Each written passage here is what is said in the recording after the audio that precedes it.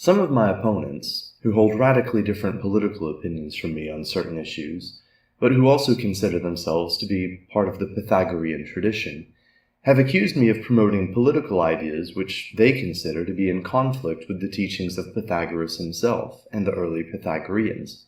However, so far, they've failed to actually cite specific passages from the earliest surviving Pythagorean text to support their own positions, or to argue against mine.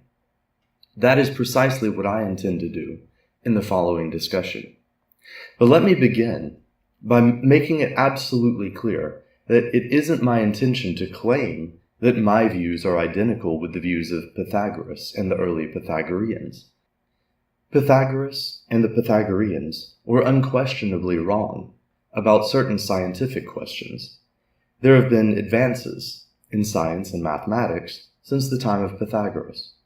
There have also been advances in political science and economics. Those of us who are interested in knowledge and truth will appeal to reason and evidence, and not to authority or ancient tradition. Whether Pythagoras himself was a statist, a libertarian, a nationalist, or whatever else, is ultimately beside the point. The question is whether statists or libertarians present superior arguments. But I'm going to consider several relevant passages from the life of Pythagoras, written by Iamblichus, which is an essential text for anyone interested in learning about Pythagoras and Pythagoreanism. I will especially consider passages which relate to key political questions which I've concerned myself with in other videos, such as individual liberty and national sovereignty, as well as gender roles and cultural values. Iamblichus writes that when he had attained his 18th year, there arose the tyranny of Polycrates, and Pythagoras foresaw that under such a government, his studies might be impeded. From other writings as well, it is clear that Pythagoras was against tyranny. This is one passage which calls attention to the fact that the existence of a powerful ruler or a powerful state is antithetical to individual liberty. An individual who is a lover of wisdom and a seeker of knowledge and truth will naturally oppose authoritarian systems, because such systems are an impediment to intellectual pursuits. Such institutions invariably attempt to suppress knowledge and information which threatens their power. They attempt to silence rational criticisms which expose their propaganda, or which challenge the legitimacy of their authority, or which point out the injustice and immorality of their policies. Those who rule invariably seek to keep those they rule over in a state of ignorance, in order that they may be more easily controlled. Gnostics recognize that knowledge of the truth sets men free. To love knowledge is to love freedom. So yes, I am a Gnostic and a libertarian, and it is beyond question that Pythagoras was as well. This will become increasingly evident as this discussion progresses. Another passage states, "But his fellow citizens insisted on employing him in all their embassies and compelling him to take part in the administration of public affairs." Pythagoras began to realize the impossibility of complying with the claims of his country while remaining at home to advance his philosophy. In this passage, it doesn't seem that Pythagoras was primarily interested in political power, but in the promotion of his philosophy. He even seems to have viewed these two things as being in conflict with one another. Notice that it is his fellow citizens, and not Pythagoras himself, who view government as the solution. His fellow citizens represent those who believe that more government programs and new laws and regulations are the answer to the world's problems. And so, recognizing Pythagoras as a man of great wisdom, they seek his advice on how best to solve the problems facing their nation through the state. They compelled him to take part in the administration of public affairs, and it seems he complied. The fact that he offered his advice to those who sought it hardly makes him a statist. If someone asked my advice on how the government might be run better, or on how to make more just laws, I would share my thoughts with them. This doesn't mean that I view government as the answer. During the 2016 election, I gave my reasons for why I supported Trump over Clinton. I don't actually favor having a president at all. I don't believe in democracy. But we have a democratic system, and as long as that system is in place, I do believe it matters who we elect and how that system operates. So although, like me, Pythagoras did attempt to influence the political system he was forced to live under, we're told in the same passage that he was determined to resign all political occupations. So it seems to me that Pythagoras did not ultimately view government as the solution, and that his philosophy was not predicated on state power. He chose instead to promote his philosophy. And the method he chose to employ was reason and persuasion, and not state force and coercion. So if we were to classify him as either an authoritarian or a libertarian, I think we would have to admit that he was more in the libertarian category. We're also told that those who listened to him were moved not only to philosophical study, but to an amicable sharing of their worldly goods. Now, those who wish to promote a left-wing political agenda will seize on a passage like this in order to paint Pythagoras as a kind of proto-communist. And it's true that he taught that among friends, property should be held in common. The key here is that he persuaded his followers to voluntarily share their worldly goods. He did not attempt to use state power to violate private property rights and seize other people's property by force. At best, someone might be able to argue that he was a kind of libertarian socialist. But this would be to admit that Pythagoras was an anarchist.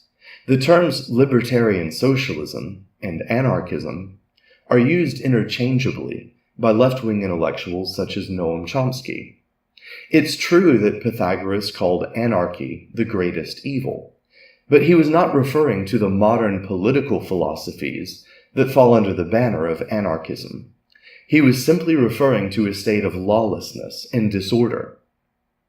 This is how the term anarchy was used in his time. This is not how modern anarchists use the term. No anarchist is in favor of complete lawlessness and a completely disorganized society. They are simply advocates of systems of social organization which are based on voluntary cooperation rather than on force and coercion. Anarchists are against having rulers, but not against having rules. The early Pythagorean community actually offers an excellent example of a voluntary society. Those who voluntarily chose to join the community freely agreed to a form of collective ownership. But it's also worth noting that they were also free to leave the community, and if they did choose to leave, they were given back their private property plus interest. This is completely different from a statist system in which individuals are forced to pay taxes. If an individual chooses to leave the US, they do not get back the money they have been forced to pay into Social Security and various government welfare programs. If an individual leaves the UK, they do not get a refund on the tax dollars the government has seized from them to fund the NHS and the EU. So I really don't see Pythagoras defending the state's right to tax citizens or seize private wealth. And if my opponents can cite a passage in which Pythagoras does argue in favor of state seizure of private property, which I've somehow overlooked, my answer is that if Pythagoras ever did defend such a position, he would be guilty of contradicting himself, because he was clearly an advocate of nonviolence, or what anarcho-capitalists call the non-aggression principle today. The state is predicated on the initiation of force and a monopoly on the use of violence. It's difficult to say whether if Pythagoras lived today, he would accept the arguments of anarcho-capitalist, but it seems absolutely impossible to me that he would have accepted the arguments of left-wing socialists who wish to abolish private property rights and grant the state the power to seize property from citizens by force.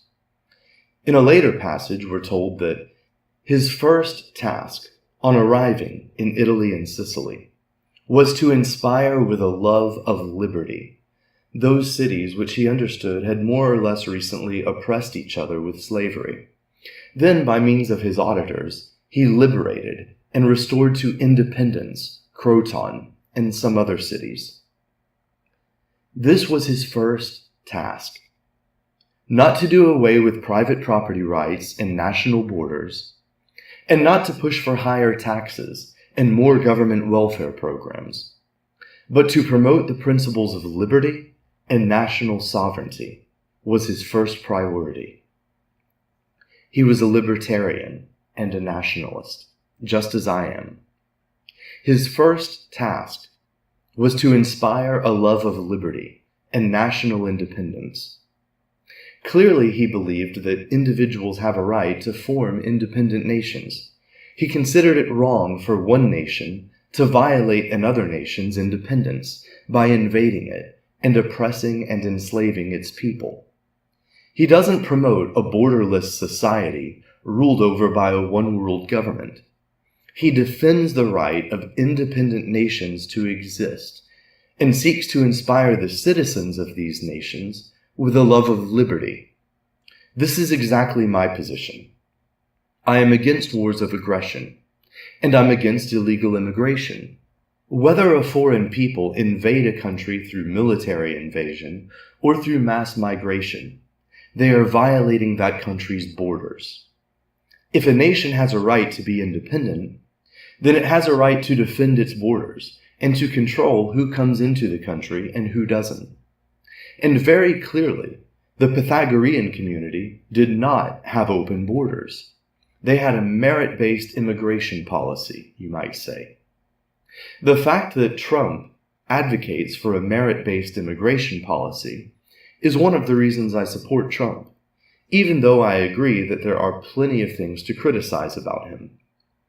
As I've said, I advocate a voluntary society, and like Pythagoras, I seek to inspire a love of liberty in my fellow citizens, and in the citizens of all nations.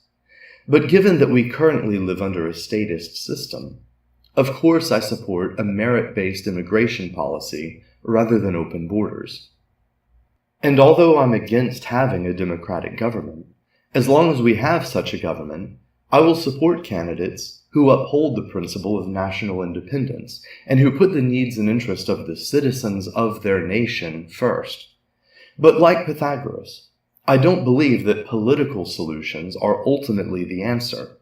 Instead, I promote philosophy and advocate liberty and national independence.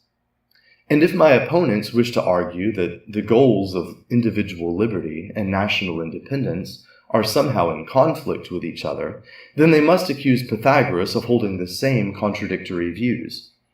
But I do not believe that the core values and ideals of libertarianism and nationalism are in conflict with one another. And I've explained this in another video entitled Anti-Statism and Pro-Nationalism.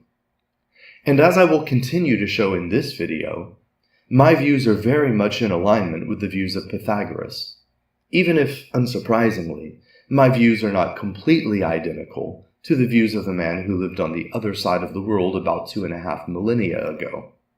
And it's almost certain that the views of Pythagoras would have evolved over the last 2.5 millennia if he were still alive. Of course, it's impossible to say for sure exactly how they would have evolved, or what he would have had to say about modern political issues. We can only speculate and extrapolate based on the earliest Pythagorean text, as I'm doing here. It's my opinion that he probably would have supported Trump rather than Clinton, and that he would view the European migrant crisis as a serious threat to Western nations. I also believe that he would view feminism as a kind of cancer on society. Undeniably, by modern standards, he would be considered a social conservative, as we'll see as we proceed. We also come to a passage that states, "He instanced that the East was more important than the West, the morning than the evening, the beginning than the end, growth than decay, natives than foreigners." From a Pythagorean perspective, there's no problem with America adopting an America First policy, or with having an immigration policy that puts the interest of a nation's citizens ahead of the interest of foreign migrants, and especially ahead of illegal immigrants. Another passage states, "An instructed man will naturally and without any impudence be led to take part in the administration of the affairs of his home country." So yes, it's true that Pythagoras believes in a kind of meritocracy, in which wise men rise to leadership roles within their country. But this doesn't imply that they will rule through state force and coercion. This would be in contradiction to the love of liberty, which he sought to inspire in his fellow citizens. So like Pythagoras, I advocate meritocracy in a voluntary society, as I explain in another video by that title.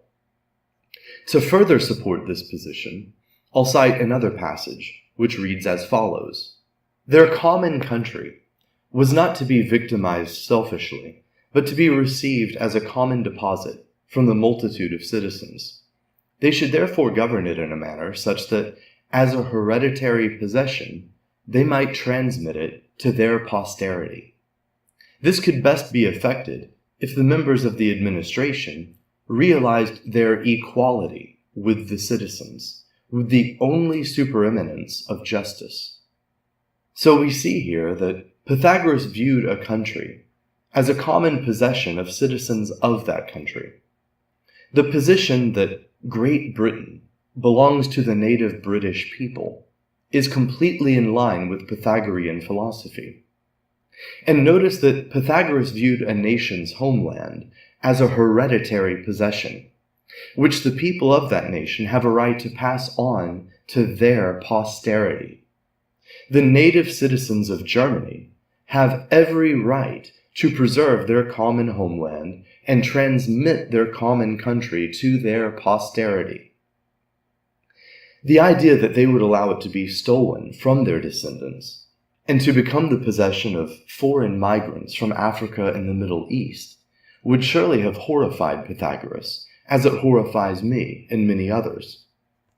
Although I don't think Pythagoras would agree with the alt-right on many issues, I do believe, based on this passage and others, that he would be sympathetic to the concern of many Americans within the alt-right, that their children will become a minority in the country that their forefathers founded and fought to defend as an independent and sovereign nation based on principles of individual liberty and Enlightenment values.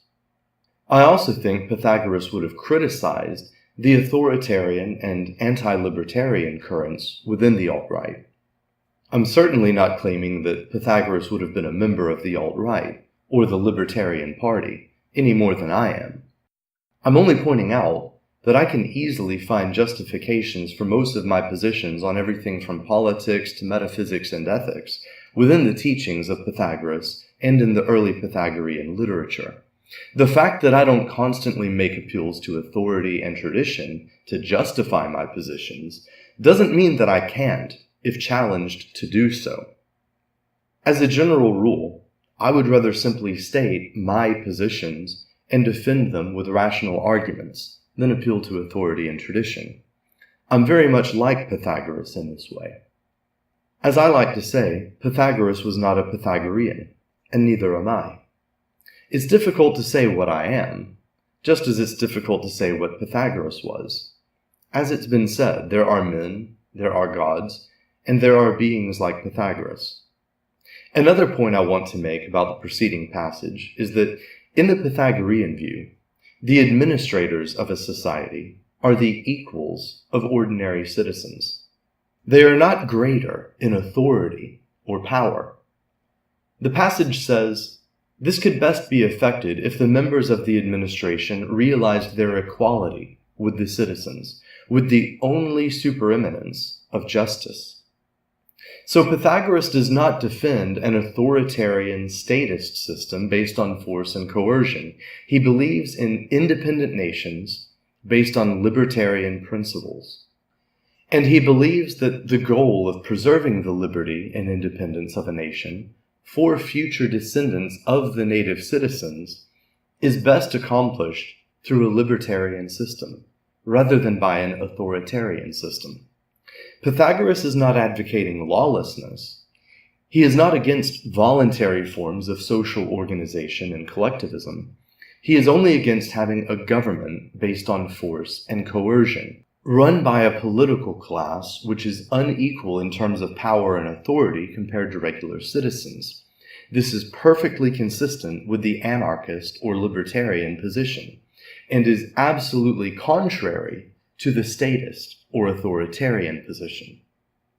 In the next passage I want to address, we get into a more controversial topic. We read, "He further besought them to avoid connection with any but their wives, lest, angered by their husbands' neglect and vice, these should not get even by adulterating the race." Then we're told, "The Crotonians, on hearing his words, built a temple to the Muses, and drove away their concubines." To understand what's being said here, we have to remember the previous passage where it talks about how the people of one city or nation-state would conquer and enslave the people of neighboring cities or nation-states. In ancient times, the men of a conquered nation were made slaves, and the women were made concubines. So when he's talking about concubines, he's talking about foreign women. And as previously discussed, Pythagoras was opposed to this practice of conquest and enslavement. And of course he would have opposed it because it violates his belief in individual liberty and national independence, but also, as we see here, because it leads to the adulteration of the race through race mixing. The idea here seems to be that the native men and women of a country should marry one another in order to produce the next generation, which, as we read earlier, should inherit their country, which is the common possession of their people. So this is apparently another area of agreement between Pythagoras and certain nationalist groups, or the alt-right. Of course, the idea that men and women of a particular race should desire to perpetuate their own race and pass on their homeland, their culture, their values, and their heritage to their biological descendants has always been seen as perfectly good and natural, until extremely recently, when it has become politically incorrect. Only modern leftists would interpret this as racist. And Pythagoras was certainly a racist and a sexist by modern leftist politically correct standards. And I've been called a racist and a sexist simply because I hold very similar views. But I don't believe that I or Pythagoras are truly racist or sexist in any sense.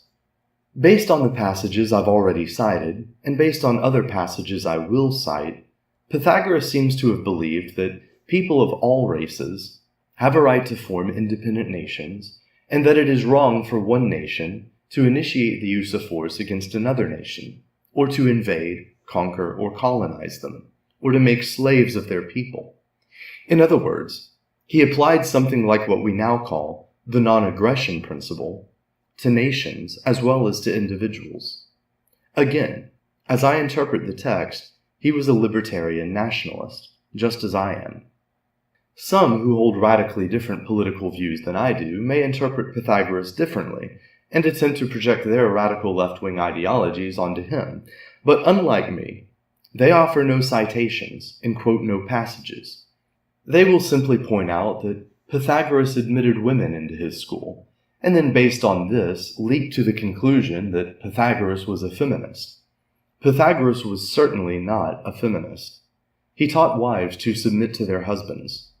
In another passage related to women, we read, "Concerning their association with men, they should remember that their female nature had by their parents been granted the license to love their husbands more excessively than even the authors of their existence. Consequently, they should take care neither to oppose their husbands, nor consider that they have subjected their husbands, should these latter yield to them in any detail. It seems clear that, for Pythagoras, marriage was a union between one man and one woman, and that the father is the head of the family. I find nothing that indicates that he would have supported gay marriage. It seems to me that his view of sexuality was that the purpose of sex is for procreation and not recreation. He seems to have promoted the idea that sex between a man and a woman should be within the context of a monogamous relationship and for the purpose of producing children. The idea that he would have condoned unrestrained sexual promiscuity and immorality, or allowing yourself to be guided by carnal lust and base impulses, is completely absurd. Homosexuality clearly does not result in reproduction. There is no reason for a man to engage in sexual activity with another man, or for a woman to engage in sexual activity with another woman, except to gratify their deviant sexual impulses. In another passage we read, "The Pythagoreans forbade entirely intercourse that was unnatural or resulting from wanton insolence, allowing only the natural and temperate forms, which occur in the course of chaste and recognized procreation of children." Another passage reads, "The Pythagoreans are generally reported to have exhorted not only their intimates, but also to whomever they happened to meet, to avoid pleasure as a danger demanding the utmost caution.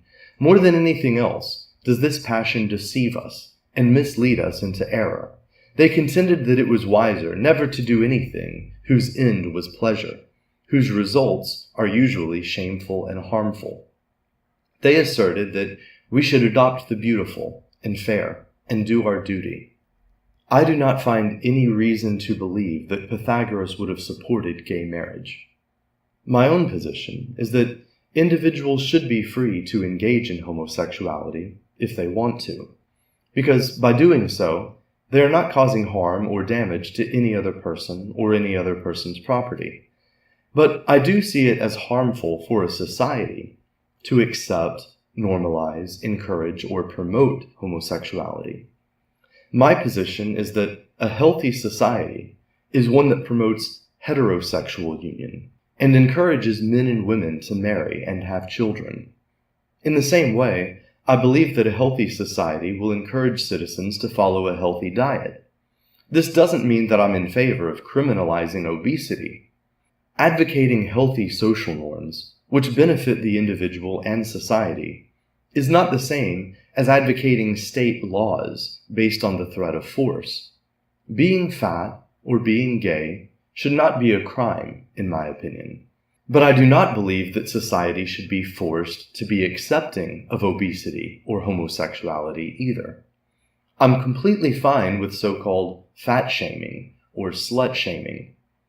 In another passage we read, "By this praise of female piety, Pythagoras is said to have effected so great a change in popular female attire that some no longer dared to dress up in costly raiments, consecrating thousands of their garments in the temple of Hera.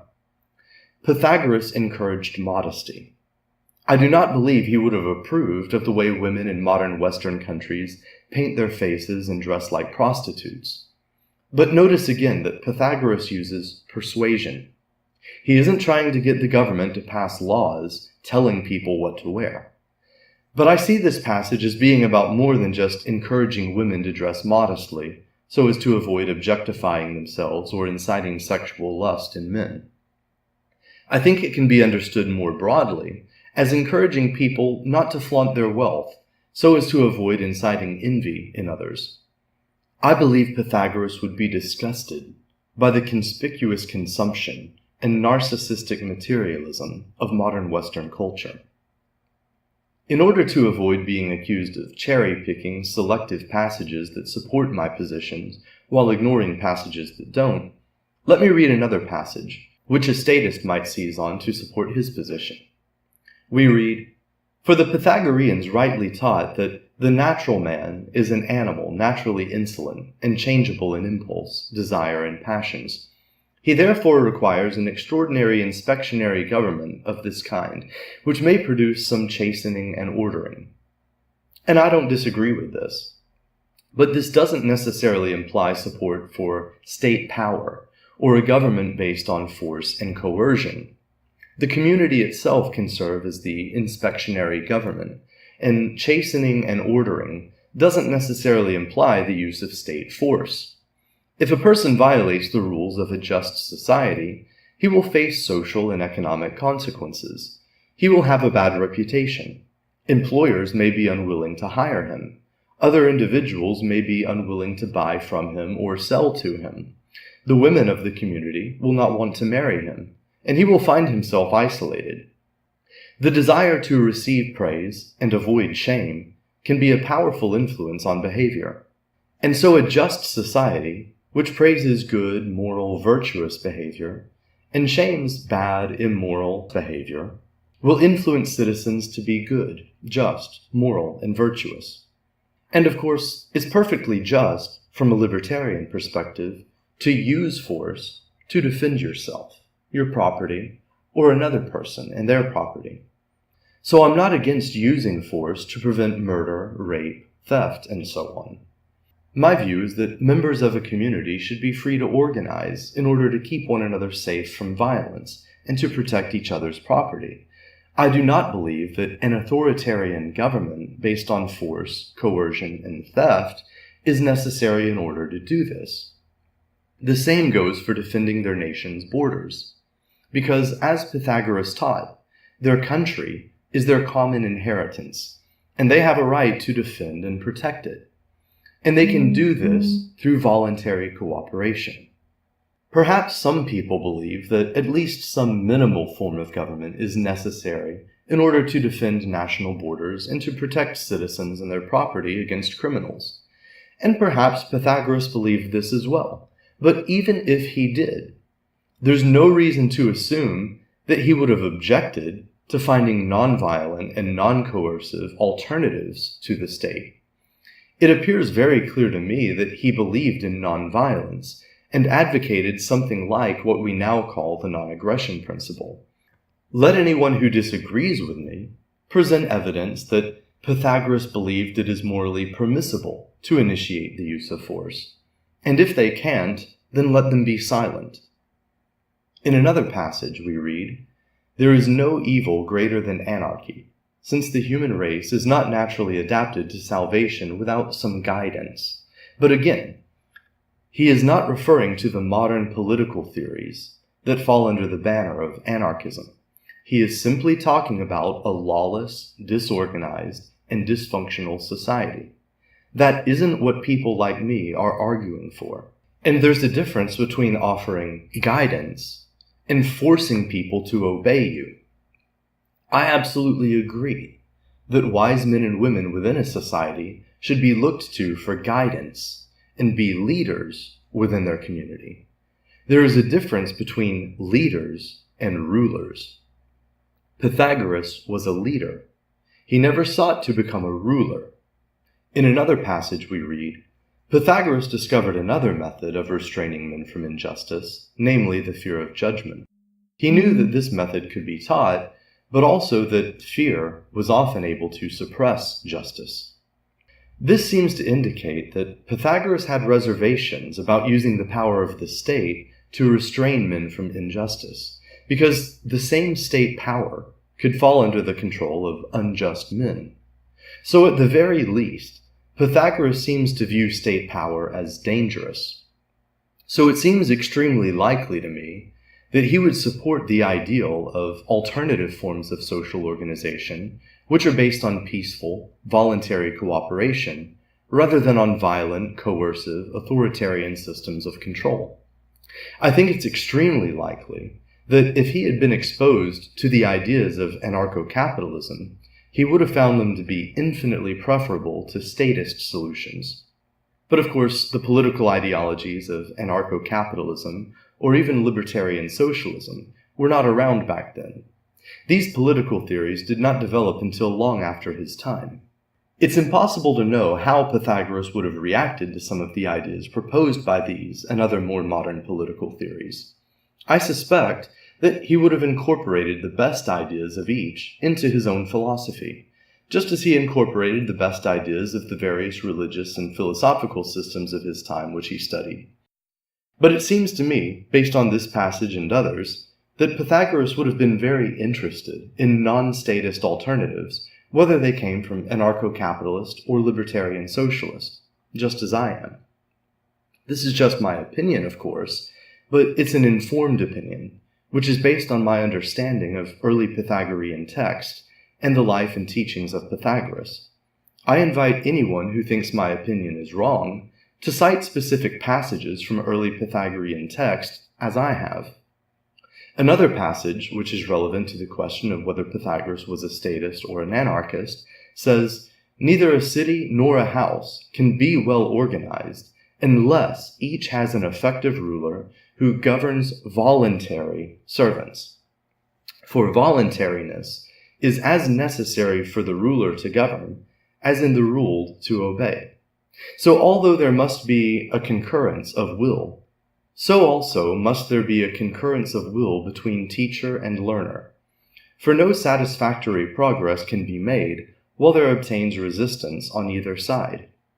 Thus he demonstrated the beauty of being persuaded by rulers and being obedient to preceptors. So again, very clearly we see that Pythagoras is an advocate of voluntary systems of social organization. He's not necessarily against hierarchy, but he's against authoritarian, coercive hierarchies. Anarcho-capitalist and libertarian socialist are not against having an organized society. They are simply against having a statist system based on coercion and violence. This passage claims that a city or house cannot be well organized if it is governed by force and coercion. On the contrary, only a voluntary society can be well organized. Voluntariness is necessary, according to Pythagoras. Otherwise, there is resistance. He says that rulers should use persuasion rather than coercion. And I think it would be more accurate to call them leaders instead of rulers. If people voluntarily follow someone, then that person is a leader by my definition. He does not actually rule over anyone. People simply choose to follow him. As I said, Pythagoras was a leader, not a ruler. And very clearly, he viewed a voluntary society, and not a statist society, as the ideal. This is my own view as well, so I'm very much in alignment with Pythagoras on this point, as well as on many others, although, as I've already stated, my views are not identical with his. And if Pythagoras were still alive, I don't believe his views today would be identical with the views he held 2.5 millennia ago. But I don't think he would abandon his core principles and promote radical left-wing ideologies. Rather, I'm certain he would strongly oppose these extremist ideologies and expose their flaws and contradictions using sheer logic. And he would be attacked by the same people who attack me. I may discuss other passages from other early sources related to Pythagoras and Pythagorean philosophy in the future, but I think I've already made my point and demonstrated that my positions on political and social issues are deeply rooted in the authentic Pythagorean tradition, and that my views are consistent with the views of Pythagoras himself. Of course, I don't simply dogmatically cling to the ideas of Pythagoras and the ancient Pythagoreans. Wherever Pythagorean ideas about the cosmos are shown to be false by modern science, I reject them in favor of modern scientific theories. And I'm happy to accept the ideas and arguments of anarcho-capitalist and libertarian socialist, wherever they have superior ideas and arguments. I believe Pythagoras was also the sort of person who was always willing to continue to learn, grow, evolve, and adapt. He was a man who thought for himself, instead of swallowing any one particular ideology whole. I don't think Pythagoras intended his philosophy to become a rigid, unchanging ideology, which was never to be questioned. And in this way, I think I'm very much like him. Anyone who thinks I'm wrong is welcome to challenge me. But they better come with solid arguments, or I'll expose them for the fools and ignoramuses they are. I'll end with that. Peace.